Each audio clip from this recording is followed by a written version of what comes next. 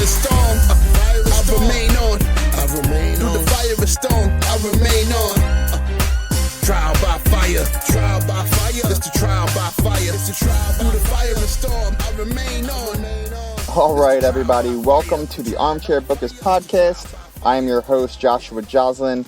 It is great to be talking wrestling, especially this episode, because it is all about NXT No Mercy. What an event. What an event. Got all really, I'm going to put a pin in it, because goodness gracious, like I said, what an amazing premium live event. I'm going to talk about it. I'm going to hop in right now. The show started off with Baron Corbin versus Braun Breaker. It felt like I believe it's a heel versus heel match, really. Corbin obviously is a heel. He's always going to be a heel. And I'm going to talk about him a little bit more at length in a second. But great match, hard hitting, fun spots, fun power spots. The putting Braun Breaker through the announce table was amazing. I mean, Corbin had him up. He came down. Breaker came down fast through that table. It was a really cool choke slam, spine buster type of move, and it was awesome. Really, really cool. I think the right result with Baron going over. Spoiler alert. This gives Breaker a chance to kind of reestablish certain aspects of his character. I think Baron Corbin is massively underrated. Miz and Baron Corbin up there to be top of my list of people that are going to go down as consistently underrated by the fans, I think, primarily. Like, they get, maybe even for Corbin, maybe even by WWE, but he's got all the tools to work with everybody. I mean, you look at the roster of people that he's worked with, the character evolutions that he's gone through, he just rolls with it, and I think that he commits, and he's a great natural heel. I can't say enough about Baron Corbin. I think he's great. The new tattoo on the back is nasty. Sick with it. Braun Breaker, obviously, superstar written all over him. The look, the new ring gear without the splashy colors, bringing it back to kind of like an old school feel to him. I love it. I'm excited to see where they go. Keep him out of the title picture. I think that once he, when he was the champ, it was very dominant. He was a dominant champion. Losing to Hayes was the right decision, and let's not go back to that. We do have almost spoiled the end of the show. Not going to do that. Well, towards the end of the show. Not going to do that. Going to go match by match here. Okay, so like I said, right result. Corbin establishing himself on NXT as a superstar builder. I think he has that ability. I think he did it on the main roster with who he worked with, and I think that he's going to do it and has already in NXT. Great start to the show. Really, for me, it set the tone for the show feeling, or my excitement for the show to be more of an old school black and gold NXT takeover event. We're going to just see really great matches with great storytelling. And this match started that off, and I'm very happy, very, very happy. Second match of the night, Trick Williams versus Dominic Mysterio for the North American title. Man, what a match. Trick Williams has it, capital I, capital T, the look. Big on storytelling, his ability to tell the story, his story with Carmelo and him trying to establish himself as a singles wrestler. Trick and Carmelo throughout their whole time in NXT have been a tag team, primarily with Trick being the mouthpiece, the hype man for Carmelo, and phenomenal at it.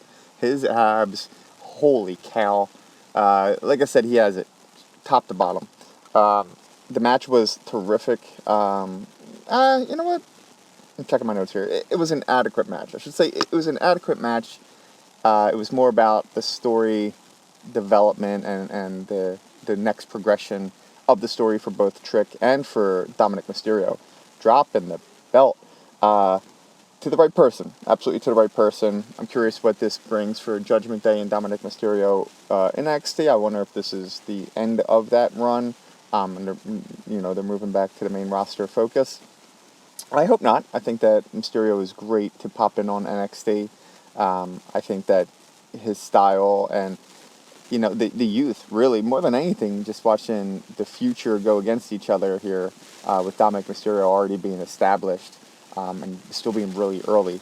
So to see some of these possible long-term or down-the-road feuds when some of the folks in NXT move up to the main roster, just like I said, like this one with Trick Williams, it would be a great thing to revisit once he gets up to the roster and Dominic Mysterio still doing what he's doing. I'm going to assume he's still going to be a heel because, man, he draws heat like, wow. He doesn't get a word in. The fans will not let him speak.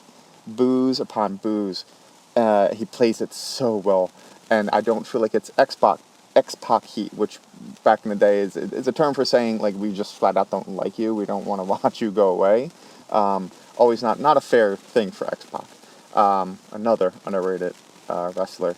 Anyway, he has legitimate heat. Tough thing to get nowadays because, most people cheer for the villain, not Dom. And Dirty Dom has established that nobody's going to like him. It's going to take something huge, I think, to turn him face. And by no means is that even in the cards or in the future, and nor should it be. So if it is, don't do that. I really can't imagine that it is. He is just over as a heel. Like I said, the match was adequate. I just think that, I don't know, with Trick going solo, and his matches, weekly have been really, really, really good. This match, I think it was just that. It was really, really good. But I put the adequate tag on it because they're following up an amazing match between Breakker and Corbin. Breakker and Corbin, sold me on this being a little bit more of an old school NXT with some like crazy action in the ring. This just had it. It was a good match, adequate match. Moving on to a big 4-way tag team match. Creed Bros versus the D'Angelo family, who were the champions, versus Humberto Carrillo and Angel Garza. I'm sorry if I say those names not well. And then Out of the Mud, which is a new faction between Scripps, Price, and Nima. Let me start at the top here. The Creed brothers have a super duper future ahead of them. They are phenomenal technical wrestlers, but they can fly around too. I'm not sure if it's Judas or Brutus, which one comes off the top rope. But they are great at getting the crowd hype. They're great because they are brothers. You feel that chemistry between them. They look like they just have a blast. Their moveset is smooth because they have a great background in amateur wrestling, which shines through. I love them. And they have that old school tag team feel to them where, tag team specialist wrestling, which is a dying art. But I know Shawn Michaels, who's running NXT, and I know Triple H, they do have a soft spot for the tag team division. And I think that the Creed brothers could be that anchor. Could be that FTR team for WWE. FTR for the Revival. Well, I mean, they just go for FTR. F the Revival. Bad word. And they're in AEW. Used to be in NXT, used to be in WWE. They moved over to AEW. But, like I said, Creed brothers could be the FTW for WWE. The D'Angelo family, Stacks and Tony D'Angelo, great gimmick, especially for NXT, because it is a bit over the top, mafia. You have to suspend disbelief and believe that these guys are wrestlers and mobsters. They are the faces right now, and I think that's great because they just have a great swagger to them for the character. You know what I mean? Like, it does fit. The character fits the gentleman playing the characters, and they carry it well. The setup, the build-up to this 4-way match was so much fun. Cheesy, because, again, it's a mafia family type of scenario, but that doesn't matter because it's wrestling, and this fits for wrestling. Sorry about the news in the background. I'm actually outside recording today. John Sorry if John wasn't able to get it all out. There's a lot of noise going on in the background here. But it's just too nice. North Jersey's been raining for the past 2 weeks, so it's nice to be outside. That's why you might hear some birds a flutter in the background. Back to the match. The lead up, yes. The final segment was Tony, the D'Angelo family having a dinner, a mafia style, low light, candle, tablecloth style restaurant. That's a big old bus. So they were hosting a dinner. The Creed brothers come in. They make their case for a match. Humberto Carrillo and Angel come in. Out of the Mud come in and say that no matter what, they're taking the belts. So it's either they're in a match or they're taking it anyway. Really cool moment. They all toast their glasses and agree. Let's go to work. This is the match that needs to happen. I loved that. I really, really did. And it led into what ended up being a phenomenal match with no doubt. There's no doubt in my mind it was going to be great. All 4 teams are hungry. NXT, like I said, with the tag team division, really allows the growth there for them.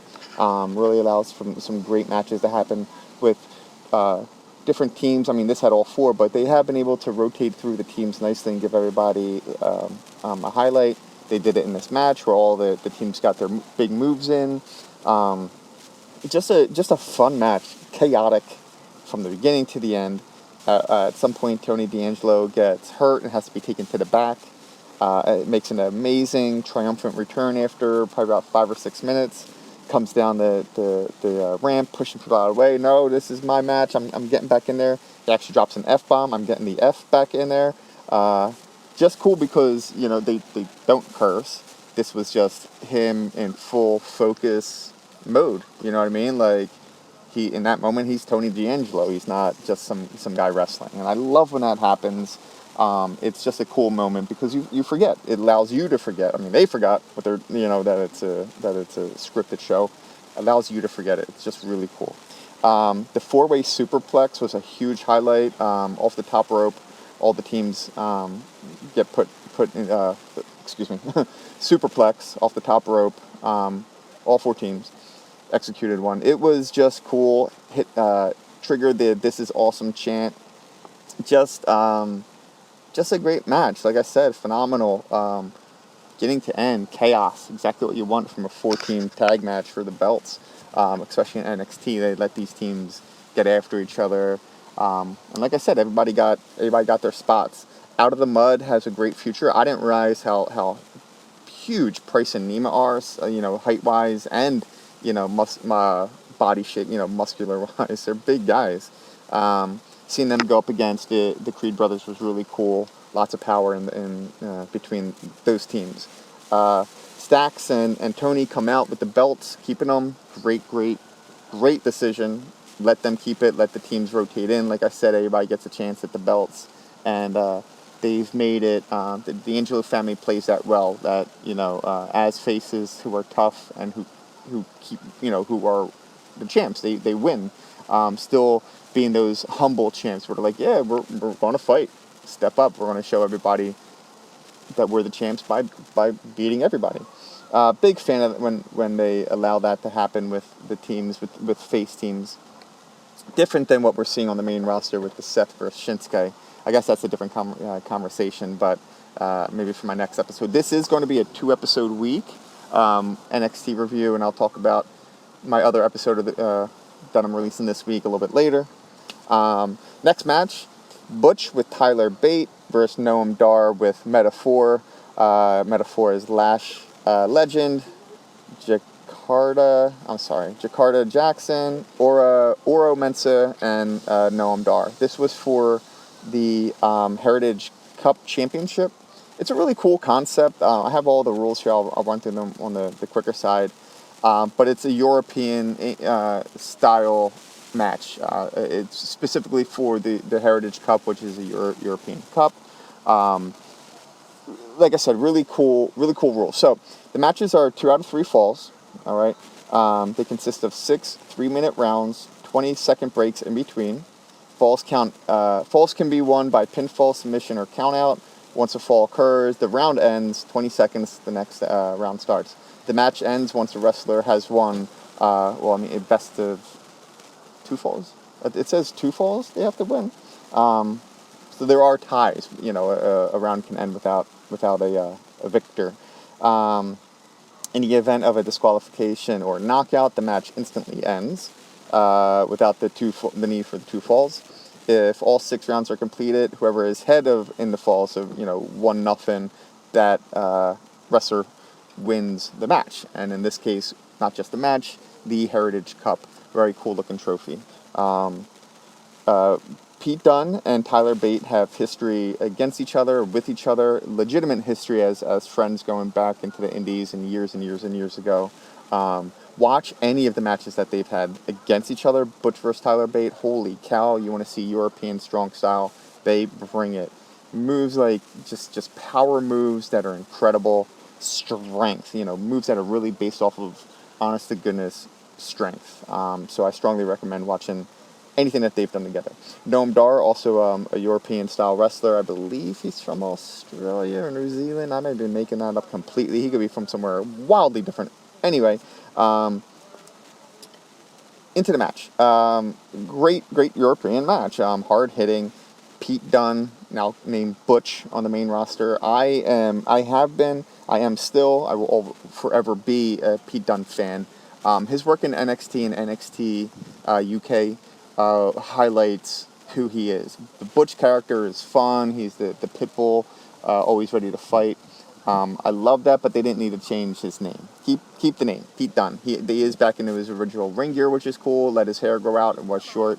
So they're letting him kind of get back to the Pete Dunne of, the Pete Dunne that he is. But the Butch name, whatever. I love his finishing move, the bitter end. It just looks so smooth and powerful. Pete Dunne isn't the hugest of men, so to see him hit this move in the way the challenger has to take it, super cool. Loved it. A lot of hard-hitting submission work, joint manipulation. Pete Dunne is big on twisting the fingers. Noam Dar is big on manipulating the shoulder joints, the elbows. It was cool. Dar ends up winning, which is interesting. I did not expect it, but it works because Gallus, another tag team from NXT, great tag team, a UK tag team, they interfere and they attack Tyler Bate, which distracts, I'm not calling him Butch, Pete Dunne, and from there Noam Dar is able to take the last fall from Pete Dunne. I like the concept, like I said, because it doesn't always end with a pinfall, with a victory. Nowadays we see the 30-minute Iron Man match or the 60-minute Iron Man match, and it usually ends with like 3-4 or 2-3. I don't love that personally. I love the old school 0-0 into overtime or 1-1. But this is different because you only have to win the 2 falls. So it doesn't have to end with. I guess it could end with a tie, but it doesn't. How do I explain it? It doesn't end up being 3-3 going in. There's only 6 rounds, so it has to be. There's no tie in that respect. Can't have 3 and 3. Can't have 3 and 3. I'm getting spun. Stuck in the rules here a little bit. But either way, great, terrific match. I would love to see Tyler Bate join the Brawling Brutes on the main roster. That would be Sheamus, Ridge Holland, and Pete Dunne. They call themselves the Brawling Brutes. European wrestlers, hard-hitting guys. Great to see Tyler Bate move up into something like that with them. Or Butch show up more on NXT and aligns himself with Tyler Bate like he had before, and maybe an offshoot of the Brawling Brutes. I digress. Great match, hard-hitting, cool concept. Into the final 2 events. I have lots to say here, so I'm going to try my best to move with the next 10 minutes that we have really left. Might go over to 30 today, guys and gals. Next up, the pre-main event, Carmelo Hayes without hype man Trick Williams, let's not forget, versus Ilja Dragunov.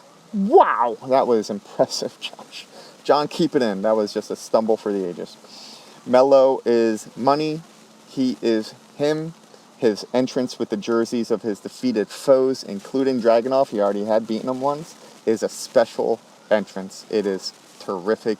It just shows you this dude has run through him, and he's rash.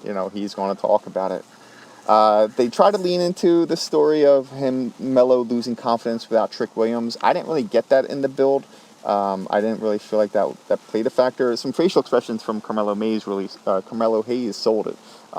He's the one that got me believing like it might affect him. They mentioned it at the beginning. I don't really remember them mentioning it again as the match progressed. On to Dragunov. Holy cow. He's not the biggest guy, but his intensity, wow. He is believable against anybody because of his skill in the ring. I'm reading him word for word what I wrote. Because I really liked it. His skill in the ring, and for me, his storytelling physically when he's on offense, and his storytelling when he's on defense and selling. His facial expressions, he's got to be the one to teach people, because you want to see somebody that is affected when he's when he's on offense. You want to see somebody that is just pulling from his bottom of his belly, from the deepest soul when he's hitting his moves and just is locked in. Getting goosebumps. He is so good. Probably the best in all of WWE. Across all promotions, I can't compare anybody to him, but I'll say he's top 5 minimum with his ability to sell and tell the story with his facial expressions and his body movements in the ring. Dragunov is incredible. I'm afraid that on the main roster, he's an NXT wrestler. Let me put it that way. He's perfect for that brand and that style and the way they allow their stories and their characters to develop. So hopefully, whether he comes up at some point or not, hold on, almost got to the end. Come back to it. Very, very believable near falls. Again, with the facial expressions of both when either one kicked out of a big move or finishing, quote unquote finishing move. Holy cow, did they sell it like, what else can they do? Booker T, and I think it's Vic Joseph, the announced team was terrific, sold the big spots, sold the story. Really can't say enough about it. I say that a lot. I'm going to say more about it, actually, because I have more to say. Believable near falls. Blend of hard-hitting from Dragunov. Melo can hit, too, but the Dragunov hard-hitting style, fast. Melo matches up really well with his speed and quickness, and a little bit. I want to say smoother moveset, meaning move to move, quick kind of pace. Dragunov is a punch you, run off the ropes, kick you, that hard hitting style. So Carmelo is a little bit smoother with it. Dragunov is more just brutal, more in your face with it, I guess. Back and forth, got plenty of time to tell the story. Holy moly, what a match. Dragunov wins. Dragunov is the champ. Ho, ho, ho. Applause, stand-up applause, he deserves it. You want to watch another match with Dragunov being the smaller man, the underdog, and still being believable, especially in victory. Dragunov versus Gunther for the NXT UK title. Gotta watch that match. I'm begging you all, go watch that match. That is bonkers. And that will tell you why Dragunov is going to be a good champ. That's going to show you what he can do. This match showed you what he can do. I love him. I love the result. Carmelo, where does he go?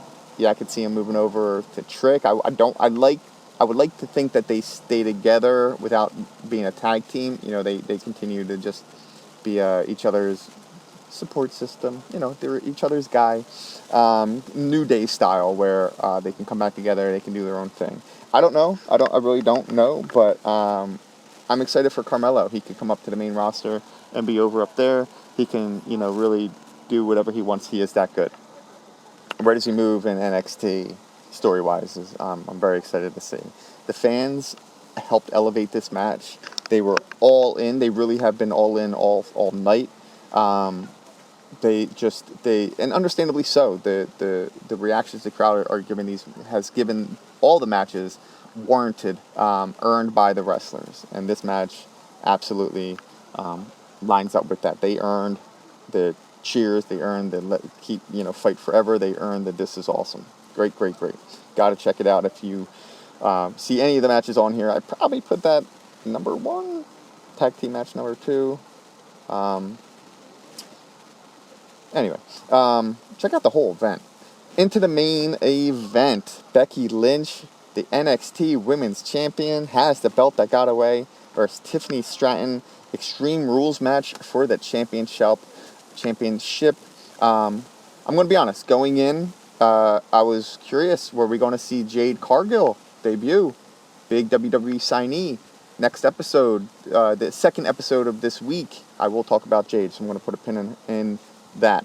But I was curious if we were going to see her make her debut. It would be very quickly from the signing, from when she was signed, only basically like a week. But that I was thinking about it. It was in the back of my mind. Extreme Rules is a tough match nowadays in WWE. Extreme Rules for my generation, I'm a little bit older than what we, this generation, the main generation of wrestling fans. That's okay. AEW's extreme matches, even their regular matches, have the blood, have the chair shots, have more brutality to them. So when WWE tries to do one, it's tough. It's a tough sell. Without the over-the-top violence that comes with extreme, it's hard for the superstars to live up to the violence that is necessary for an Extreme Rules match. They did great with it. They still got everything involved. The chairs, a table or two, kendo sticks, of course. They also brought out a barbed wire bat.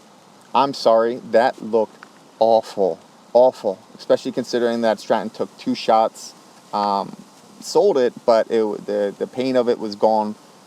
She took 2 shots, and then I think she reversed the move on Becky, like the next lockup between them.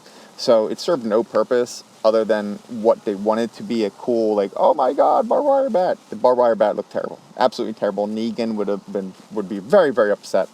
Beyond that, wonderful spots, great near falls. Becky is a storyteller in the ring. Probably the best of the women. She's doing a great thing by going down to NXT and putting some people over down there. Even in a loss, putting people over, bringing shine to the belt, bringing eyes to NXT, and bringing eyes to these young ladies. Tiffany Stratton has it. She's going to be really, really good. Is really good and is going to continue to grow. I think once she hits her real stride, even though she's been in big features in NXT, I think she has a whole nother layer or two to get to level, and I think she will. Great ending, really, really great ending. Manhandle slam onto a stack of chairs, believable. After all the things that Tiffany Stratton was able to kick out of, this was a believable final move. This was, of course she's going to not be able to kick out of the 1, 2, 3. Manhandle slam for 1, which is a protected move, and 2, manhandle slam on top of chairs. Great way to keep Stratton strong in defeat. She held her own against a future Hall of Famer in Becky Lynch, one of the best in the business. So Stratton, well done. You've leveled up just by being in the ring with Becky, even more so by doing well against Becky. I'm excited to see what's next for you. Rematch does not seem likely, though, because next on deck for Becky, Tegan Nox. I think that match is going to be wild. I think it's going to be a great show of respect style match, so you're going to see them really put some things in and sell the story, facial expressions and selling. I think both ladies are going to be just have a great match together. Hopefully Tegan Nox gets through without hurting her knee. This poor woman has really had unfortunate injuries, frequently, back to back in a couple times. Hopefully she can get through it, and I don't mean to giggle. It's just uncomfortable. I love Tegan Nox. I would like to see her take the belt from Becky. That's the kind of story that they can tell. So we shall see, but Tegan Nox on deck. Overall, hell of an event. It really did live up to the old school black and gold events. Maybe not all the way, but very, very close. Great matches, great storytelling. Just a terrific show of wrestling entertainment. Applause to the NXT talent involved. This is a show that I recommend people to watch. It has a little bit of everything. It has believability. It has great storytelling. Phenomenal event. Woo! Okay, and with all of that being said, it is time to end it. While I have you for these last few seconds, don't forget that you can find previous content such as interviews, old episodes, new content always coming on the Armchair Bookers Podcast YouTube channel, Facebook page, TikTok, IG. Like, follow, subscribe, comment. Please engage with me. Let me know what you think so I can tell you why you're wrong. Shout out to my producer, John Kiernan. Always, baby. The amazing artist behind my theme. Thank you, John. Also, thank you to Mon Easy, the talent on my theme, Into the Fire. You can find that on iTunes. Make sure you check it out. John also has a ton of covers, ton of entrance theme covers. Great work. Other original music that he's created, John Kiernan Music. Check him out. With all that being said, John, throw me into the fire. That is Wrestling Podcasts. Look out for my other episode being released this week. Thank you. Deuces.